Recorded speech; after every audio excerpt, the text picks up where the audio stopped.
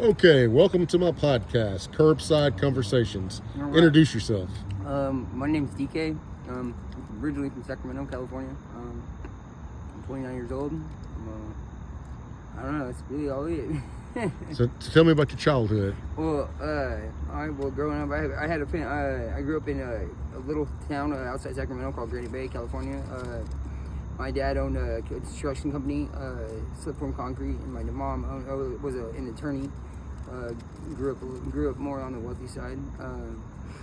My dad passed away, or ended up. Well, I had a good childhood. Everything was great. I had a great childhood. And my parents were awesome. And I don't know. About 15 years old, my dad died from lung cancer. Oh, shit. So that kind of spiraled out of control. I kind of spiraled out of control from there. We started going to juvenile hall, in and out of there. And then one day, like 2 years after my dad had died, my mom picked me up from juvenile hall, and there's a dude that's been living with us for like 2 months, already and stuff. And she's basically told me when we got to the house that there's a guy living with us and stuff, and like, she had a new boyfriend and shit and stuff. So me and him didn't get along very well, and that kind of made things a little bit worse. I turned 18, I started using heroin and stuff like that, and I was in and out of prison and whatnot, and just all that stuff. And it's been a kind of a hard life, I made it myself. I kind of made it hard on my own, though. You know what I mean? I didn't really, I had a good child. I had a perfect opportunity to go to college and do all that, but I just chose not to. I guess kind of went the other route. Yeah. So how'd you get introduced to heroin? It's crazy because someone had brought it to me, and because someone owed him some money, and I was already kind of selling other stuff, and he asked me to get rid of it for him. So I started kind of introducing it to other people, and it was kind of a messed up thing that I now regret a lot. But so I got it. That's how I started using it to like kind of promote it, I guess you would say, Mm-hmm. And I was just progressively got to a point where I didn't even know that you get physically addicted to this stuff, until it got to a point where like I was about a month into it, and before I actually like tried to stop using it, and at that point I couldn't, because it just, How long were you into it? about a month.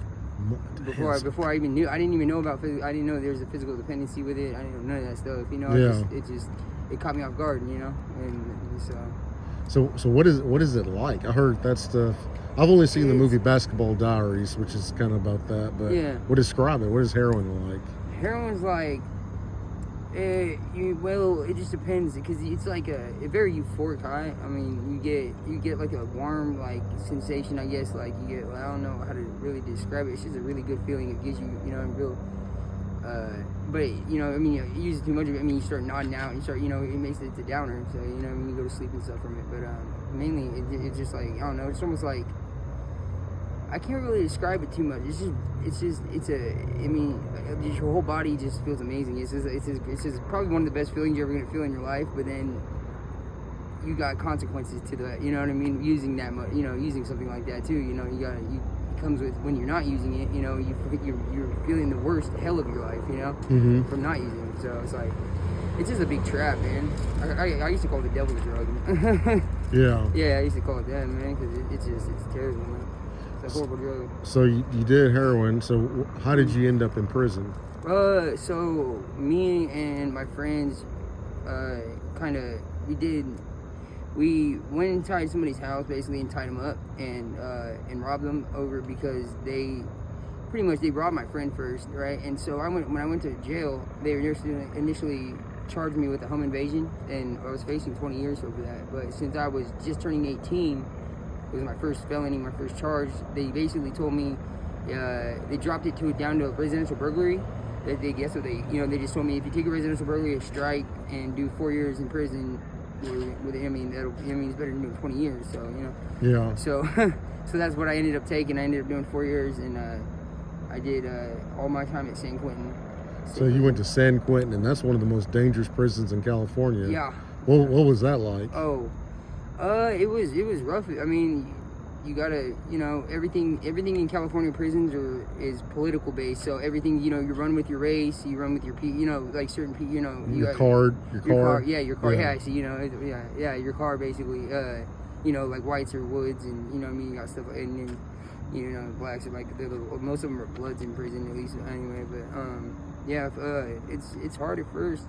When I went in there, they had basically California passed a law where they started putting protected people in protective custody on the same yard as people in general population. So it became a big bloodbath in there, and literally for white people, so for like if you're white, they gave us you know, all shot callers and stuff. They gave us 24 hours to basically get off on someone in protective custody, basically on yard, or we're gonna get, you know, they're gonna you know, take care of us, you know. So yeah, you know, it was crazy, man. When I went in there, it was insane. But they changed the laws back to where it's, you know what I mean, it's not like that no more. But it was like that for like the whole time I was in prison, man. It was crazy. It was insane. It was like that on mainline yards and in the reception, which is reception is the first 6 months you do, you know, before you go to like an actual prison, you know. Mm-hmm. So what I mean, did you see anybody get stabbed? Oh yeah, I've had to stab a couple people myself, you know. But I mean, there was 2 riots. I mean, they only last maybe 15 seconds if that, you know. Yeah. But a lot of people get pretty injured, dude. I mean, one person died from bleeding out in his neck. He got stabbed with a razor from one of our razors in there, and he got cut, and it slashed an artery, and that dude died, or one of them died. But other than that, I mean, no one really died from the second riot that I was in and stuff. But it's pretty crazy. It's pretty crazy in there, and like mandatory, you have to work out, you know. Mm-hmm. You work out, you have to do, like, we were doing 2,300 burpees every single day on yard. Like it was mandatory, you know. Like I was 190 pounds. Now I'm probably like 145 pounds. But you know what I mean. I was a lot bigger then. But yeah. Because they want you to be strong, so if something go down, you're able to protect your gang. Yeah, you know? I got you. Pretty much. Yeah. So the person you had to stab, what happened with that? I've had to stab a few people, but one of them was I caught somebody in protective custody coming back from medical while we were going to yard. Yeah. And you know, I grabbed my little knife, my little shovel, or whatever you want to call it, and I ran out and I ran at him, and I got him about 4 times. But the guards grabbed me. But what was the reason you had to do it? Just because he's in protective custody. I mean, that's just mandatory, like, for anybody, really. I mean, it really shouldn't have been just me that went after him. It was like, you know, it's just me being stupid and younger. You know what I mean? I didn't have to, but I did. You know. So if you say you want to get in protective custody, that's automatically like that's like a no-go. You don't. Oh, really? That's a no-go. Yeah, dude, you're automatically bad to everybody in prison if you go protective custody. But nowadays, because you're seen as weak, is that what that means? Yeah, pretty much. I mean, you're either a rat, a child molester, a rapist, you know, just pretty much, or I mean, they have people in like that are high profile, like, you know, like there's been like Robert Downey Jr. did time in prison, you know, and he did his, or I think actually he did his time in general population. But there's like, you know, people that are like, you know, famous and stuff. They'll go on PC too, but mainly they're like rats and child molesters and shit. So what happens to child molesters in prison? Oh, they die. They die. Yeah, I mean, not all of them, but I mean, if we get a hold of them, yeah, they'll die. Yeah, they'll at least be, you know, brutally beat up. You know, one or the other. You know? And I definitely support that. Yeah. So you know, here's the deal. Out of anything somebody can do, you know, robbing or whatever, I think child molesters are the worst. You know, pedophiles. You're robbing a kid of their innocence, you know. Their innocence, man. So is it true where like guys are getting raped in prison? Is that something? That happens. Like, it does happen. Mainly more on like lifers, like level 4 yard, like people, mainly with lifers and stuff. They have that problem, but mainly, I mean, I didn't see. I've seen some fucked up. I've seen shit like that, but mainly like they keep that shit to this. You know, they do that shit in their cell. Like that shit goes on in cells and stuff. You know what I mean? So you don't really see shit like that unless, like, you know what I mean, unless you're like maybe working in the pod or something, or working on the block. You know. Okay, so that was in California. How did you get to Arkansas? Me and my ex, she was 7 months pregnant with our son, and my mom lives in Malvern, and we just thought it'd be a good idea to come out here and start fresh, because I was on fentanyl and I was trying to get off of it. I did get off of it, but unfortunately I got back on it. But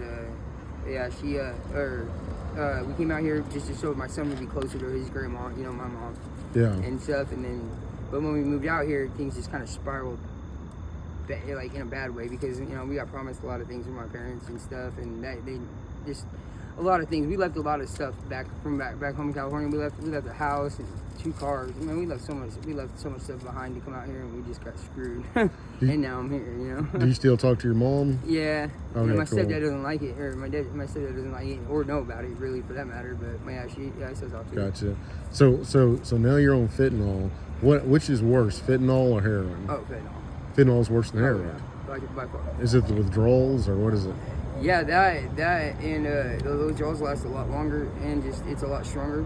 Yeah. I mean, you hear it on the news all the time, people dying from it. You know, you never really hear people dying from heroin as much. You know, That's true. I never thought about that. Yeah, I mean, people overdose from it, but yeah, no, with fentanyl, it's like 100 times stronger, I think, in morphine, or 100 times stronger than heroin, or something like that. Yeah. Something like that. It's So what are the withdrawals like from fentanyl? Oh, dude, the worst. They're the worst. I mean, you get. I mean, it really is like the flu times 10. It's you know, you get chills, stomach problems, throwing up, diarrhea, all that stuff, man. It like makes your body feel like your body's achy. Yeah. You're out of breath. Like I mean, literally, you can go up a staircase, and by like the second step, you'll be totally out of breath. I'm dead serious. Yeah. You'll be totally out of breath. Like it's insane how bad the withdrawals are, man. The withdrawals are terrible. Yeah. Like when you're fully kicking, you know. Yeah. Well, man, you've been through a lot. So you had a child that was 7 months. What happened to your child? My mom has him right now. Okay, so that's good. Yeah. So what's your message to anyone out there who, you know, may be going through some stuff, or do you have a message to try to prevent people, you know? Don't try opiates. Don't Whatever try you opiates. do, don't ever try opiates. It's the worst thing you're ever gonna fucking. It's the biggest. It's the beginning of the end of your life. It really Opiates. is. Yeah. And that's any opiates. opiates. Any of them, pills, all that, because that's where it starts. Pills, and then you don't think you will, but eventually you'll go from Norcos all the way to fentanyl, and your life will be totally over. Yeah. Before it begins. So are you homeless now? Yeah, right now I am. So how do you get food and stuff like that?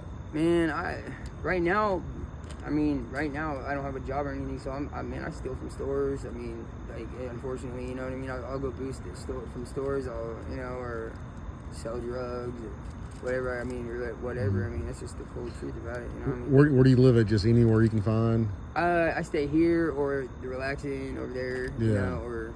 I got you. I mean, or, you know, sometimes I have to, stay up all night on the street, but I won't go to sleep on the street. well, man, this is about the end of our video, but I want to tell you, man, if you ever want to try to get help or anything like that, let me know. I'll do everything I can, and I'm about to turn the video off. Thank you for talking to me and telling us your message.